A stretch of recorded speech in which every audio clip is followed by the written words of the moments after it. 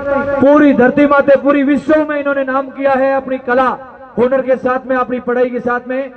Doctor Ruma Devi अपने बीच से पधारिए, जोरदार ताली से मान सम्मान बहुमान करें।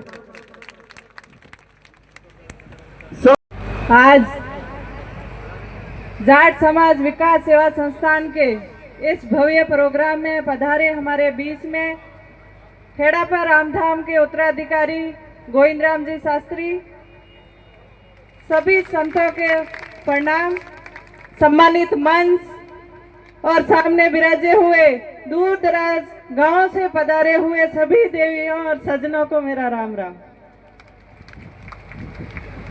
ऐसे धार्मिक प्रोग्राम से जुड़ने से हमारी जो युवा पीढ़ी है वो भी जुड़ेगी, क्योंकि आज का जो समय है समय के अनुसार चलना भी जरूरी है, लेकिन हम धीरे धीरे अपने यहाँ की जो संस्कृति है, अपने यहाँ के जो धर्म है उसको भूलते जा रहे हैं। तो ऐसे सामाजिक कार्यकर्ता सोनलाल जी बॉम्बू जी को मैं बहुत बहुत धन्यवाद देती हूँ कि ऐसे आयोजन हमारे यहाँ हमारे बीच में होने चाहिए, ताकि हमारे अंदर जो एकता है वो बनी रहे।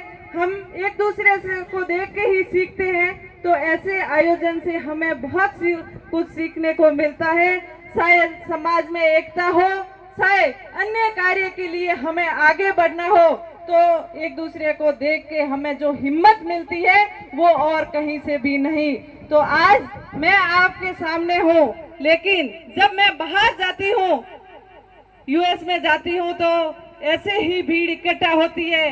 बोलते हैं कि रूमा जी राजस्थान से आ रहे हैं। अगर राजस्थान से आ रहे हैं और राजस्थानी ड्रेस पहनी हुई है, तो वहाँ की महिलाएं ये सोचती है कि हम भी उनके जैसी ड्रेस पहन के उनका स्वागत करेंगे। तो बहुत खुशी मिलती है कि हमारे राजस्थान की धरोहर का कितना मान सम्मान मिलता है। तो कभी भी अगर आप कहीं जा रहे हैं, कुछ कार्य करना चाह रहे हैं, जिसके मन में जो संकोच है उस संकोच को त्याग दीजिए। आप अपने मान सम्मान के साथ में जो भी कार्य करना चाहे, घर बैठे अपने गांव से, अपनी ढाणी से शुरुआत कर सकते हैं। क्योंकि जब मैंने काम की शुरुआत की, तब मैंने ये बिल्कुल नहीं सोचा था कि मैं इस काम को इस मुकाम तक लेके जा पाऊंगी, लेकिन मुझे मेरे तो खुद पर पूरा विश्वास था कि मैं सही रास्ते चलूंगी और सही काम है वो मेरी माताओं और बहनों को साथ में लेके चलूंगी। क्योंकि कार्य की हर किसी को जरूरत है, लेकिन मेरी गांव की जो माताएं और बहनें हैं उनके मन में हमेशा संकोच रहता है कि हम कम पढ़ी लिखी है और हम गांव में रहते हैं तो हम कुछ नहीं कर पाएंगे।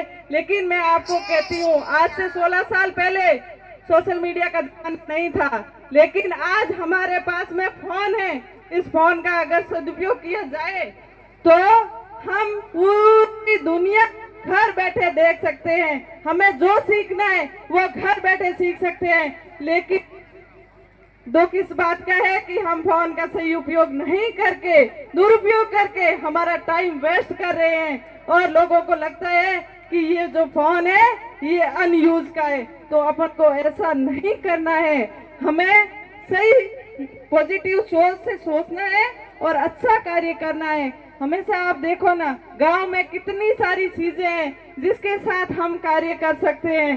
क्योंकि पहले जब हम बाहर जाते तो हैंडीक्राफ्ट की इतनी वैल्यू हमें खुद को पता नहीं था कि हमारे गांव में, हमारी ढाणियों में बैठने वाली बहनें जो इतनी सुंदर कलाकारी करती है उसका मान सम्मान कितना है देश और विदेशों में। लेकिन हम लोगों को ये बात पता नहीं थी, उसको आज विश्व स्तर पर पहचान दिलाई। साथ ही मैं आपको बताऊं, अभी आपने देखा होगा जो अपने यहाँ का आँख है, आँख के ऊपर जो आँख फाड़िया लगता है, इसके अंदर जो फाइबर है वो फाइबर बहुत ही गर्म और नरम होता है, बहुत लाइट वेट होता है। जो बर्फीले इलाकों में हमारे फौजी भाई है वो ड्यूटी कर रहे हैं, उनको साथ में बिस्तर लेके जाना है तो वो ज्यादा वजन में होता है। लेकिन अगर अपने आँख के इस प्रोडक्ट से अगर प्रोडक्ट बनेगा, जैकेट बनेगा, रजाइया बनेगी, तो उनको बहुत सहूलियत मिलेगी उनको साथ में कैरी करके लेके जाने के लिए। तो हमारे भारत सरकार में टेक्सटाइल मंत्री ने और जो कपड़े के वैज्ञानिक है उन्होंने रिसर्च किया और उन्होंने बोला कि राजस्थान में आग की कोई कमी नहीं है, लेकिन यहाँ के लोगों को उस आग की वैल्यू नहीं है। तो आने वाले टाइम में आग की भी खेती होगी, क्योंकि इतनी डिमांड बढ़ जाएगी। तो ये जो अपने गांव की छोटी छोटी चीजें हैं, चाहे कैर सांगरी है या अभी तो ट्यूबवेलें भी खूब होने लगी है, जीरा भी यहाँ पे खूब होता है और बाड़मेर का जीरा नंबर 1 पे है, लेकिन अपन क्या करते हैं, बोरिया भर के ऊंजे की मंडी में ले जाके बेच देते हैं। अगर उसी की आज अपन इतने लोग बैठे हैं, एक ऐसी वेबसाइट तैयार करें कि हमारे बाड़मेर में जो भी खाद्य सामग्री यहाँ पे जो होती है उसका हम अलग लेवल से मार्केटिंग करें, तो वो मंडी वाले भाव नहीं, भाव हम तय करेंगे। हमारी जो मेहनत लगती है उसका भाव हम तय करेंगे, उतने वेजेस हमें मिलने चाहिए, ये हमारा अधिकार है। तो आप लोग सोचिए, जो पढ़े लिखे बच्चे हैं वो बाहर जाके नौकरी कर रहे हैं, लेकिन वही हमारी अगर मदद करे तो हम बाड़मेर के गांव की चीजों को कहां तक ले जा सकते हैं, और वो भी अपनी वैल्यू के साथ में, अपने हक के वेजेस के साथ में। तो इसके लिए हमें जागरूक होना जरूरी है, क्योंकि ऐसी चीजें हमारे आसपास में पड़ी है लेकिन हमें दिखती नहीं है। उस पर रिसर्च करेंगे। जब मैं अमेरिका गई थी हार्वर्ड यूनिवर्सिटी में, तो पहले तो मुझे लगा कि मैं तो अच्छी स्कूल में भी नहीं पढ़ी, कॉलेज के बारे में भी नहीं मालूम, लेकिन मैं हार्वर्ड में जाके क्या करूंगी। जब वहां गई और वहां का एजुकेशन देखा, वहां के स्टूडेंट्स की जो ललक थी सीखने की वो देखी, तो मुझे लगा कि हमारे यहाँ पे राजस्थान शिक्षा में कितना पीछे है। जिस तरीके से मेरी 8वीं में स्कूल छूट गई, आज भी बच्चों की स्कूल छूट जाती है, तो उनके लिए मुझे कुछ करना है, यही सोच के वापस आई थी। और यहाँ आके एक अक्षरा छात्रवृत्ति के नाम से हमने योजना शुरू की आज से 5 साल पहले, और हर साल 20 से 25 लाख रुपए उन बच्चों और बच्चियों को जाता है जो पढ़ना चाहते हैं लेकिन किसी कारण वो पढ़ नहीं पाते हैं, वो अपनी शिक्षा जारी रखे, इसके लिए हर साल जाता है।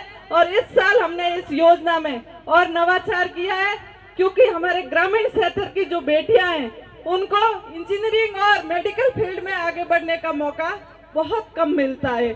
उनको जागरूक करने के लिए हम एक बच्ची को 1 लाख का अवार्ड और साथ में प्रशस्ति पत्र देके उनको सम्मानित करेंगे। ऐसी टोटल 8 बच्चियां रहेगी, जिसमें 8 लाख रुपए की राशि दी जाएगी। तो ऐसे करके उनको देख के और भी बच्चे प्रेरित होंगे। तो शिक्षा के प्रति, स्वास्थ्य के प्रति, रोजगार के प्रति हमेशा मेरा यही उद्देश्य रहता है कि मैं दूसरी बहनों को भी मेरे साथ में जोड़ के आगे चलूं। और आप सभी से भी यही गुजारिश है कि इस तरीके से सामाजिक प्रोग्राम में जो अभी नशा मुक्ति का जो प्रोग्राम चलाया है ये बहुत ही सराहनीय है, क्योंकि इससे हमारे युवा है वो दलदल में जाने से बच सकते हैं। क्योंकि ये पहल पहले जब की थी तब काफी लोगों को ऐसा लगा कि ऐसा नहीं होना चाहिए, लेकिन प्रशासन ने भी हमारा साथ दिया और आज सामाजिक कार्यक्रम में वो मनवार डैडी मनवारे खत्म हो चुकी है। तो ये देख के बहुत खुशी होती है।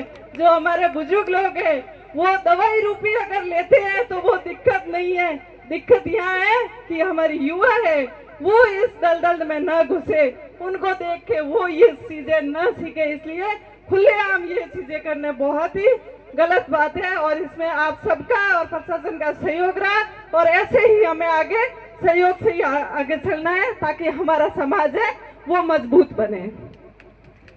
हमेशा एक दूसरे का साथ दो, सपोर्ट करो, अपने हक के लिए खुद लड़ो। हम सब में कोई न कोई हुनर जरूर है, तो क्यों न हुनर के जरिए आगे बढ़े, स्वावलंबी बने। अगर खुद पे विश्वास है तो खड़े रहे, अड़े रहे। एक बार आप सभी का बहुत बहुत धन्यवाद कि आपने मुझे यहाँ पे बुलाया, मान सम्मान दिया और सुना इतनी देर बैठ के। Thank you so much. बहुत बढ़िया, जोरदार ताली बजाएं। बहन रूमा देवी जी ने बहुत अच्छी बातें सिखाई। वास्तव में संस्कार, नशों से दूर रहेंगे तो संस्कार भी मिलेंगे। बहुत बहुत धन्यवाद है। अब